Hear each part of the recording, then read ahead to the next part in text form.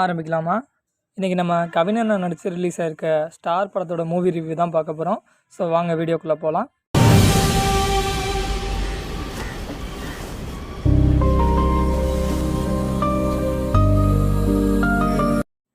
First படத்தில் கவின் சாரோட acting வந்து ரொம்பவே பெஸ்ட்டாக சூப்பராக இருந்துச்சு. அப்புறம் லால் சாரோட ஆக்டிங் ரொம்பவே மறக்க முடியாத அளவுக்கு சூப்பராக இருந்துச்சு. படத்தில் வர எல்லா கேரக்டர்ஸும் அவங்களோட ரோலை ரொம்பவே நல்லா பண்ணியிருக்காங்க. அந்த கதையை பற்றி நம்ம பார்க்குறோம்னா, இந்த கதை ரொம்ப புதுசு, டிஃப்ரெண்ட் அப்படின்னு பார்த்தோம்னா அந்த மாதிரி இல்லை.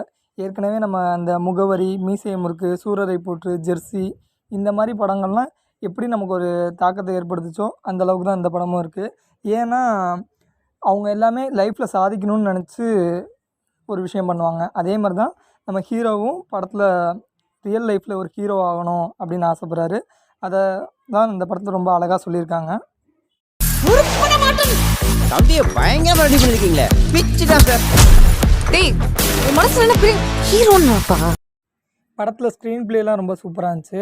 ஹீரோயின் 2 ஹீரோயின் இருக்காங்க. அவங்க 2 பேரோட ஆக்டிங்குமே ரொம்ப ரொம்ப ரொம்ப நல்லா இருந்துச்சு. அப்புறம் யுவனோட மியூசிக் பார்த்திங்கன்னா அது ரொம்ப ப்ளஸ்னே சொல்லலாம். ஆஃப்டர் லவ் டுடேக்கு அப்புறம் திரும்ப வின்டேஜ் யுவனாக இறங்கி சூப்பராக பண்ணியிருக்காரு. அவர் மியூசிக் இன்னொரு ஸ்டாண்டர்டுக்கு நம்மளை கொண்டு போகுது. அப்புறம் ஃபஸ்ட் ஹாஃபில் பார்த்திங்கன்னா படையப்பா சீன் ஒன்று வரும், அவங்க டீச்சருக்கும் கவினுக்கும். அது ரொம்பவே நல்லா இருந்துச்சு. அப்புறம் ஃபேஸில் அடி வாங்காமல் பார்த்துக்குவார். ஸோ ஒரு ஹீரோவுக்கு ஃபேஸ் ரொம்ப முக்கியம் அப்படின்னு அந்த விஷயம் பண்ணது ரொம்ப நல்லா இருந்துச்சு. அப்புறம் மும்பைக்கு ஒரு ஆடிஷன் சீன் போவார், அந்த சீன் ரொம்பவே நல்லா இருந்துச்சு. எனக்கு ரொம்ப பிடிச்ச சீன் எதுன்னு கேட்டிங்கன்னா, அப்பா கிட்ட ஆக்ட் பண்ணி ஒரு சீன் காட்டுவார், அது ரொம்பவே நல்லா இருந்துச்சு. அப்புறம் இன்ட்ரோவலும் பயங்கரமாக இருந்துச்சு. ஒரு நம்மளை கண்டிப்பாக ரொம்ப நல்லா மோட்டிவேட் பண்ணுற மாதிரி தான் இருந்துச்சு. அப்புறம் ரொம்ப எனக்கு சர்ப்ரைஸாக இருந்தது என்னன்னு கேட்டிங்கன்னா, ஒரு நாளில் சாங் வந்து இந்த படத்தில் வச்சுருந்தாங்க.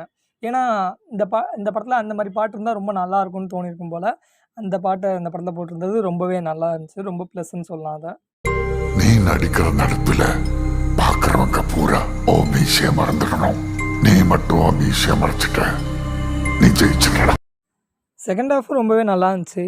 நிறைய பேத்துக்கு செகண்ட் ஹாஃப் நல்லா இல்லைன்னு சொல்கிறதுக்கு காரணம் வந்து ஏன்னு தெரில. பட் என்னை பொறுத்த வரைக்கும் அந்த கதை அப்படியே உக்காந்ததுக்கப்புறம் அது மூவ் ஆன் ஆகணுன்னா அவனுக்கு இன்னொரு லவ் தேவை. அதுக்கப்புறம் இன்னும் நிறைய பேரை பார்க்குறது அதெல்லாம் ரொம்ப முக்கியம் தான். என்னை பொறுத்த வரைக்கும் படம் ஓவராலாகவே ரொம்ப நல்லா தான் இருந்துச்சு. அதில் வடிவேல் மாதிரி ஒருத்தர், பழைய ஆக்டர் ஒருத்தர் இருப்பார், அவர் வந்த சீன்ஸாக இருக்கட்டும், செகண்ட் லவ் போர்ஷன்ஸு, அது எல்லாமே ரொம்ப நல்லா தான் இருந்துச்சு, சூப்பராக இருந்துச்சு. இது கற்றுக்கிறது கூட காசு தேவையாக இருக்குல்ல சார்? தகுதிக்கு மீறி ஆசைப்பட்டுட்டோமோன்னு தோணுது சார். இன்னும் ஒரே ஒரு சான்ஸ் மட்டும் கொடுங்க சார், நான் நல்லா பண்ணுவேன் சார். என்கிட்ட காசு இல்லைப்பா. காசு இல்லை சார். காசு இருக்குமா? ஓவராலாக பார்த்தா அந்த படத்தில் எனக்கு என்ன ரொம்ப பிடிச்சிருந்துச்சுன்னா, கவினோட அந்த யதார்த்த நடிப்பு தான். பிகாஸ் அவரோட இத்தனை வருஷம் ஹார்ட் ஒர்க்கை அவரால் நடித்து கொடுக்க முடியாது. அவர் வாழ்ந்த வாழ்க்கையை யதார்த்தமாக வாழ்ந்து காட்டியிருக்காரு இந்த படத்தில்.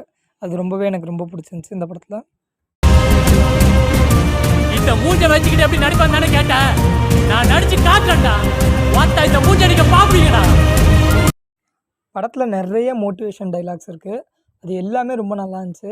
அதில் எனக்கு ரொம்ப பிடிச்ச டைலாக் என்னன்னு கேட்டால், நானே உன்னை ரிஜெக்ட் பண்ணாலும் நீ உன்னை ரிஜெக்ட் பண்ணல அப்படின்னு சொல்கிற அந்த டைலாக் ரொம்பவே நல்லா இருந்துச்சு.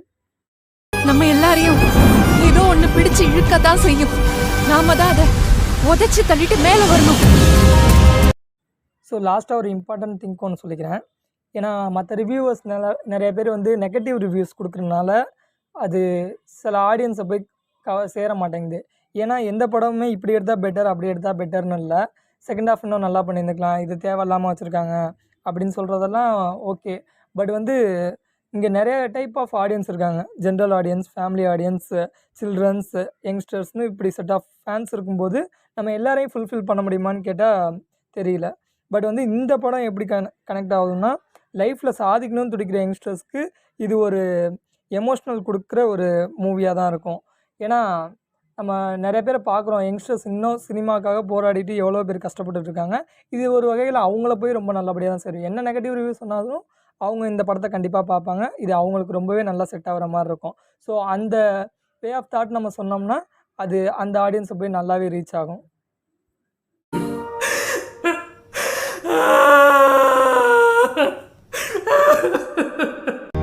நானே எதிர்த்து நின்றாலும் என் கனவது வீழாது. ஸோ மறக்காமல் எல்லோரும் இந்த படத்தை போய் தியேட்டரில் பாருங்கள், ரொம்ப நல்லாயிருக்கு.